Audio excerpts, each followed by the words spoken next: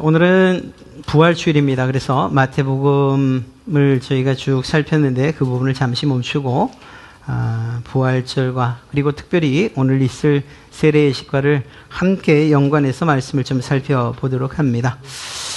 사람들의 생각이 어떤가, 무엇을 추구하면서 사는가 생각을 해보면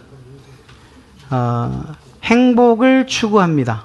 그리고 또 어떻게 하면 잘 살 수 있을까라는 것들을 생각하지요. 그것들을 가지고서 우리는 이렇게 이야기합니다. 어떤 사람들이 말하는 겁니다. 장로님? 네, 저를 좀 봐주십시오. 이러한 이야기들을 우리는 어떤 사람들이 말하는 바에 따르면 잘사니즘이라고 이야기합니다. 건강하고 안정적이고 성공적이고 그래서 행복을 추구하는 그러한 삶을 살기를 원하죠. 틀린 건 아닌 것 같습니다. 또 한참 전 유행했던 말은 웰빙이라고 하는 몸도 마음도 삶을 건강하고 행복하게 살자는 그러한 의도에서 이러한 이야기들을 합니다. 이건 역시 또 한참 전에 유행했던 그러한 이야기인데 YOLO라고 하는 You Only Live Once. 그러니까 지금이 중요하다는 거예요. 그러니까 지금을 즐기려면 어떻게 해야 되느냐? 하고 싶은 것 하라는 거예요. 여행 가고 싶으면 가고 지금 일이 너무 힘들면 잠시 멈춰. 네가 하고 싶은 대로 너의 삶을 즐겨라는 거죠. 요즘엔 또 이런 이야기도 한다고 합니다. 몸이 건강해야 되니까 운동 또 자기 몸을 단련하는 것. 그래서 헬시즘, 헬스를 목표로. 그래서 건강, 몸매, 자기관리 중심의 삶을 살자. 뭐 이런 이야기들이 있습니다. 이것들 전부, 이것 외에도 굉장히 많습니다만 다 내 삶을 어떻게 살까? 나는 어떻게 살면 행복해질까? 하는 것들과 관련되어 있는 것을 알 수가 있습니다. 그리고 이것이 인생의 목표요. 삶의 목표라고 이야기하죠. 그렇다면 성경은 우리의 삶에 대해서 무엇이라고 이야기하고 있느냐는 거예요. 우리가 중요한 것은 사람들이 어떻게 말하느냐가 아니라 성경이 무엇이라고 말하느냐가 중요하죠. 역설적이게도 성경은 우리에게 이렇게 이야기합니다. 살고 싶으면 먼저 죽어야 한다. 이렇게 이야기하죠. 전쟁터에서나 쓸 것 같고 위대한 위인들이나 할 법한 이야기를 성경에서도 이야기하고 있어요. 아니 어디서 그러냐고요? 성경에서 그런다니까요. 마태복음 16장 25절의 말씀을 보면 누구든지 제 목숨을 구원하고자 하면 잃을 것이요 누구든지 나를 위하여 제 목숨을 잃으면 찾으리라. 이렇게 이야기하고 있지 않습니까? 그런데 이게 말씀으로는 잘 이해가 돼요. 내가 죽어야 살지, 죽으면 살지라고 말하죠. 그러니까 다른 사람을 향해서 죽으세요. 죽으면 삽니다. 이렇게 말하는 건 쉬워요. 그런데 정말 이것이 쉬운 삶인가? 그렇지는 않죠. 첫째, 니고데모와 같은 생각을 가질 수 있어요. 아니 어떻게 사람이 다시 죽고 다시 태어나는 일이 있을 수 있겠습니까? 이렇게 육신의 탄생과 죽음을 가지고서 이야기할 때 이해할 수 없죠. 또 임의로 이러한 것들을 거절하는 자기 뜻대로 이것들을 거절하는 사람들도 있습니다.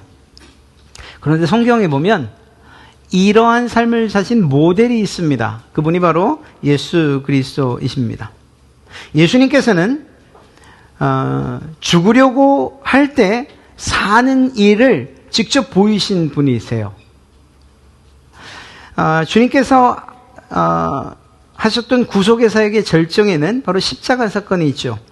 그것은 하나님의 뜻에 따른 것이었습니다. 그러니까 하나님의 뜻에 온전히 순종해서 십자가에서 죽으신 거예요. 하나님의 뜻에 순종했다는 것이 얼마나 중요한 이야기인지 알 수 없습니다. 그냥 우연히 어쩌다 보니까 그냥 마음이 착해서 이런 것이 아니고 인간의 기준이 아니고 하나님의 계획에 따라서 그 계획에 순종하신 것이죠. 그렇게 해서 십자가에서 죽으신 거예요. 죽으신 이유는 무엇이냐? 바로 저와 여러분을 살리시고자 함이었습니다. 우리를 구원하시고자 우리를 살리시고자 십자가에 죽으신 것입니다. 그런데 하나님께서 이렇게 죽으신 예수님을 그냥 두셨냐? 아니죠. 바로 오늘 우리가 기념하는 이날 하나님께서 예수님을 다시 살리셨어요. 그리고 우리는 그 부활을 기념하고 있는 것입니다. 그러면서 동시에 우리 역시 이러한 부활의 신앙을 가지고 살자, 이런 마음으로 오늘 말씀을 듣고 결단하고 있는 거죠. 예수님의 죽음과 그리고 부활, 좋아요. 오케이. 그리고 이것을 어떻게 할 때에, 믿을 때에 이러한 부활의 신앙을 갖게 된다고 우리는 이야기합니다.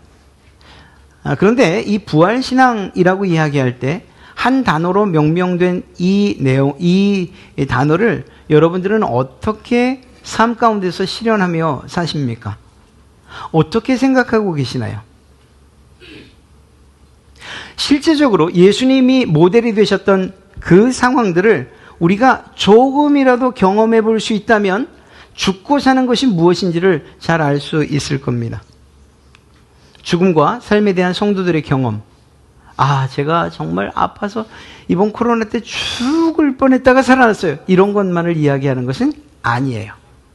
참 감사하게도 교회의 여러 예식 가운데에 이러한 일들을 경험할 수 있도록 준비해둔 예식이 있어요. 그게 무엇이냐? 오늘 우리가 읽었던 말씀 가운데 있는데 골로새서 2장 12절, 좀 쉬운 성경으로 제가 바꿔봤습니다.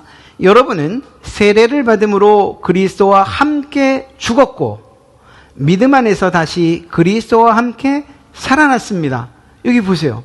죽었고 살아났습니다. 누가 그렇다는 거죠? 여러분들과 제가 그렇다는 거예요. 아니, 우리가 언제 죽었지? 내 맥박과 내 심장은 전혀 이상 없이 뛰고 있는데, 그런데 죽었고 살아났다고 이야기하고 있어요. 여기서 중요한 것은 어떻게 죽음을 우리는 경험하는가? 바로 세례를 통해서라고 이야기하고 있죠. 그런데 세례를 통해서 죽음을 경험한 그가 믿음 안에서 다시 살아난다고 성경은 말하고 있어요. 여기서 가장 핵심은 바로 그리스도와 함께라는 사실을 꼭 기억하셔야 됩니다. 예수님과 함께 우리는 세례를 통해서 죽음을 경험하고 예수님과 함께 그분의 부활을 믿음으로 말미암아 다시 살아나는 그러한 놀라운 역사를 경험하게 된다는 거예요. 여러분들은 이렇게 물을 거예요. 아니, 세례가 꼭 이렇게 부활과 연관되어야 됩니까? 예수님 전에도 세례가 참 많았잖아요. 예, 많습니다. 세례 요한도 세례를 베풀었고 그 당시 유대교에서도 이 세례가 있었어요. 그런데 그 의미가 다릅니다. 그들은 첫째는 몸을 깨끗하게 하는 정결 예식으로서 세례를 드렸어요. 그러니까 무엇인가 죄에 대한 회개가 필요하다. 그리고 자기를 부정하게 한 그 요소를 제거하고 싶다 싶을 때 이러한 정결 의식으로서 세례를 했습니다. 또 유대교로 개종을 하면 그 개종을 위한 관문으로서의 세례를 베풀었어요. 그리고 우리가 잘 아는 세례 요한의 세례, 그것은 회개와 새로운 시작을 의미하는 그러한 세례였습니다.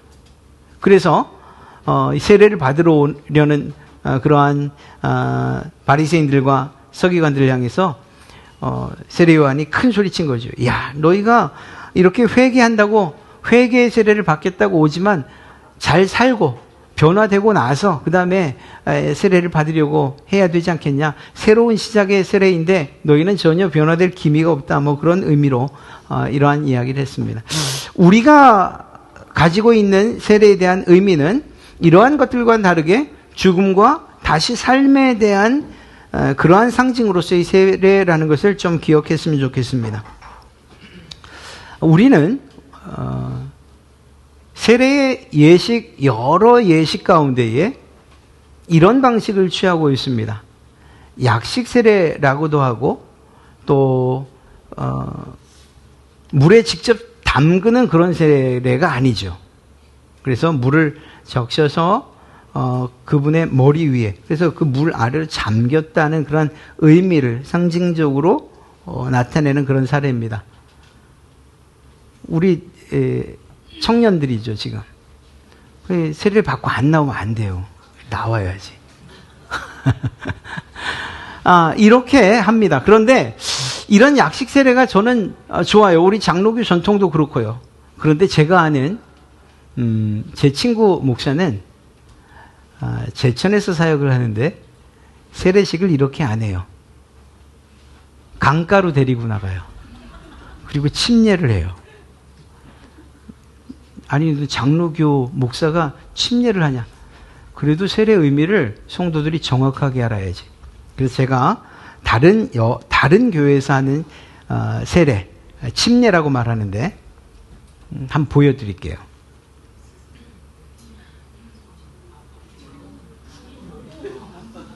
우리도 이렇게 할까 싶어요.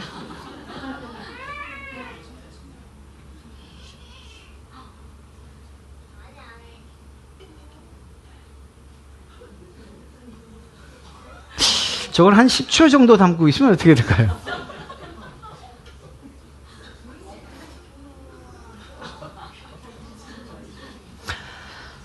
예. 이러한 침례식을 통해서 우리가 볼 수 있고 또 생각해야 되는 것이 무엇이냐? 우리는 너무나도 약식으로 하니까 그것의 의미를 잘 깊이 생각하지 못하는데 방금 보셨던 침례를 한번 깊이 그리고 곰곰이 생각해 보세요. 물속에 잠긴다는 것, 이분들은 금방 꺼내줬으니까 거기 한 2, 3분 정도 이렇게 누르고 있으면 막 살려고 발버둥 치지 않겠습니까? 살려고 발버둥 친다는 것은 다른 말로 말하면 죽겠습니다라는 얘기죠. 죽으란 얘기예요. 죽으란 얘기예요. 여러분, 우리가 살았을 때는 나의 행동이나 생각이나 감정이나 계획, 이 모든 것들도 함께 살아 있습니다. 내가 행동을 좀 과격하게 해도, 나쁜 짓을 해도 그 이유가 무엇이냐? 내가 살아있기 때문이에요. 내 생각, 내 행동이 살아있기 때문이에요. 말을 정말 상스럽게 해요? 욕을 해요? 예, 살아있기 때문에. 내가 살아있기 때문에. 내 생각대로, 내 마음대로 말하고 행동하고 계획하는 거예요. 감정도 다른 사람들 배려하지 않아요. 그냥 내가 중심이고 내가 살아있기 때문에 이런 일들이 일어나는 것입니다. 내가 살아있으니까 말입니다. 내가 살아있으니까. 세례라는 것을 통해서 어떻게 우리는 어떤 변화가 있기를 원하며 이 세례식을 하느냐? 죽기를 원하는 거예요. 죽기를. 무엇이 죽느냐? 나의 행동, 생각, 감정, 계획, 이 모든 것들이 죽기를 원하는 것입니다. 아니, 그리고 그 죽는 것이 세례인 거예요. 비록 우리가 약식 세례를 하든지 아니면 침례를 하든지 간에 그 의미가 무엇이냐? 나는 죽는다라는 사실들을 인식해야 된다는 거예요. 오늘 세례 받으시는 분들, 그리고 유아 세례를 통해서 오늘 입교하시는 분들 다 마찬가지입니다. 여러분들이 오늘 세례를 받고 또 입교식을 통해서 여러분들이 유아 세례를 통해 우리 갈릴리 교회 교인이 되는 것을 허락받는 일이지만 그 세례의 과정들은 동일하게 내가 죽습니다라는 것을 의미한다는 거예요. 이런 일들을, 이런 내용들을 마음속에 깊이 담고 사시길 바랍니다. 그래서 첫째로 부활신앙의 시작과 세례는 죽는 것으로부터 시작하는 거예요. 부활신앙을 가지고 살겠습니다. 또 내가 바른 세례자로 살겠습니다 라고 하는 사람들이 첫 번째 해야 되는 것은 죽는 일인 거죠. 누가? 내가. 그러면 죽은 채로 그냥 두면 되겠습니까? 하나님께서 예수님도 살리셨는데 우리도 아까 보니까 목사님이 다시 큰일 날까 봐 다시 이렇게 세우잖아요.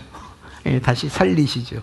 하나님께서 우리를 다시 살리십니다. 예수 그리스도와 함께 우리는 다시 살아납니다. 그때에 다시 사는 것은 여전히 나는 죽어 있는 상태이고 이때 다시 살아나는 것의 의미가 무엇이냐? 바로 모든 행동, 생각, 감정, 계획 등등 이 모든 것이 이제는 나의 것으로 살지 않고 예수님의 것으로 살겠습니다라고 하는 거예요. 그래서 이러한 세례와 그리고 부활, 죽음과 부활이라는 사건을 통과하면서 그 과정에서 나는 죽고 예수님으로 말미암아 사는 사람으로 변화되는 것. 그것이 진정한 세례와 부활 신앙의 의미인 것입니다. 그래서 부활 신앙과 세례는 다시 살아야만 해요. 이 사는 일이 없으면 절대로 부활 혹은 또 세례에 대한 참된 의미를 알았다 이야기할 수 없는 거죠. WWJD라는 이러한 운동이 1900년대 후반에 미국에서 일어났습니다. 그리고 전 세계, 그리고 우리나라에도 이런 운동이 일어났었어요. 그리고 이것은 운동이나 어떤 사조로만 남을 것이 아니고 지금 우리도 이러한 생각들을 늘 가지고 살아야 돼요. 아니, 그러니까 이게 도대체 뭔데요? 어떤 책 제목에 부제의 앞부분을 딴 겁니다. 찰스 멀로 셸던이라고 하는 작가가 지은 건데요. 1896년. 그러니까 고전이죠. 전체 텍스트는 이렇습니다. 제가 아주 정확한 발음으로 읽어드리겠습니다. What would Jesus do? 예수님이라면 어떻게 하실까? 예수님이라면 어떻게 하실까? 이것이 부제예요. 원제가 뭐냐고요? 원래 제목은 In His Steps입니다. 이 내용은 그래요. 이건 번역본이고요. 이거는 원래 미국에서 출판된 책자예요. In His Steps. 그리고 부제가 What would Jesus do? 등장하는 교회 이름이 First Church예요. 의미가 있죠. 무엇을 먼저 해야 되는가? 라는 그러한 질문을 이 교회 이름에서 우리에게 던지고 있습니다. 우리는 무엇을 먼저 해야 되는가? 이것. 내용은 그렇습니다. 간단하게 말씀드리면 헨리 맥스웰이라고 하는 목사님이 사역하는 교회였는데 어느 날 예배를 하고 있는데 중산층의 안정적인 그런 교회인데 어느 날 예배를 하는데 초췌한 사람이 들어옵니다. 아파 보여요. 그런데 아무도 거들떠보지 않아요. 이 사람이 이렇게 이야기합니다. 예수님을 따른다고 말하는 당신들, 예수님이라면 나 같은 실직자, 나같이 병든 사람을 어떻게 대하셨을 것 같습니까? 이렇게 이야기하고 떠나가요. 그리고 며칠 뒤에 죽어요. 이런 사건을 겪은 헨리 맥스웰 목사님이 야, 우리 이러면 안 되겠다 각성을 한 이후에 예수님이라면 어떻게 하실까라는 이러한 물음을 항상 던지자. 어떤 결정을 하든 어떤 생각을 하든 어떤 행동을 하든 우리 1년간 해보자 라고 그렇게 제안을 했고 여기에 따른 동참한 성도들의 이야기가 기록되어 있는 것입니다. 이걸 한마디로 말하면 이렇게 이야기할 수 있어요. 믿는 대로 살 것입니까? 아니면 사는 대로 믿을 것입니까? 우리에게 주신 이 성경, 하나님의 말씀을 믿습니까? 그럼 믿는 대로 살 것입니까? 아니면 이것과 상관없이 내 눈에 보이는 대로 또 내 몸이 원하고 추구하는 대로 그렇게 사는 대로 그것이 진리라고 믿으며 살 것입니까? 이렇게 묻는 거죠. 사랑하는 성도 여러분, 정리를 해드리면 그렇습니다. 부활신앙이란 또 세례자의 삶이란 무엇을 이야기하는가? 절대 이건 아닙니다. 예수님이 죽었다 살아났다는 걸 나는 믿어 라는 이러한 믿음의 고백, 이야기하는 것, 이것이 부활신앙과 세례자의 삶은 아니에요. 이건 누구나 할 수 있어요. 내가 10,000원짜리 상품권 하나 줄게, 날 좀 해봐. 나는 예수님이 죽었다 살아났다는 것을 믿어요. 다 따라하죠. 누구나 할 수 있는 그러한 고백이에요. 그런데 이런 말만 한다고 해서 진짜 부활의 신앙을 가졌느냐, 세례자의 삶을 사느냐, 아니라는 것입니다. 또 한 가지, 많은 사람들이 교회에 사는 여러 가지 행사들 가운데에 그냥 이렇게 물 뿌리는 그런 행사 아니야? 라고 이야기할 수 있어요. 혹시 이 가운데도 그렇게 생각하는 분들이 계십니까? 만약 그렇게 생각한다면 진정한 부활신앙이나 세례에 대한 올바른 생각을 가졌다고 말씀드릴 수 없습니다. 이러한 자의 삶은 무엇이냐? 부활과 세례의 공통점, 아까 말씀드린 것처럼 내가 죽는 것이라는 거예요. 또 다른 공통점, 내가 예수님 안에서 다시 산다는 것. 이 두 가지 죽고 사는 문제를 혼동하지 않고 사는 것, 그것을 이야기합니다. 그런 점에서 볼 때에 부활신앙과 세례에 대한 바른 이해는 무엇이냐? 반드시 증명되어야 한다는 것을 이야기하고 있습니다. 여러분, 부활신앙으로 저는 살겠습니다. 다짐합니까? 그러면 이제 말씀드릴 것이 여러분의 삶으로 증명이 돼야 돼요. 저는 세례자입니다. 세례 받은 사람입니다. 구원받았습니다. 라고 말씀하고 싶으십니까? 그러면 여러분의 삶을 통해서 증명해야 돼요. 뭘 증명하느냐? 내 생각이나 내 말이나 행동, 이 모든 것이 전인격적으로 변화됐습니다. 누구를 닮아서? 예수님을 닮아서. 누구의 생각으로? 예수님의 생각으로. 누구의 말로? 예수님의 말로. 예수님의 행동과 예수님의 삶으로 내가 변화됐습니다. 그렇게 살아내는 것을 가지고 증명해야 되는 거예요. 이러한 증명이 없으면 그것은 아무것도 아닐 수 있어요. 이제 세례를 받는 여러분들, 세례를 받은 이후에 여러분의 삶에 대해서 여러분들이 설령 못 느껴도 누군가가 여러분에게 야, 정말 세례를 받더니 네가 변했어 라고 말한다면 저한테 얘기해 주세요. 제가 맛있는 상품권이래. 맛있는 걸 사드리든지 상품권을 좀 드릴게요. 잘 사신 거예요. 세례에 대한 올바른 이해를 가지고 사는 거예요.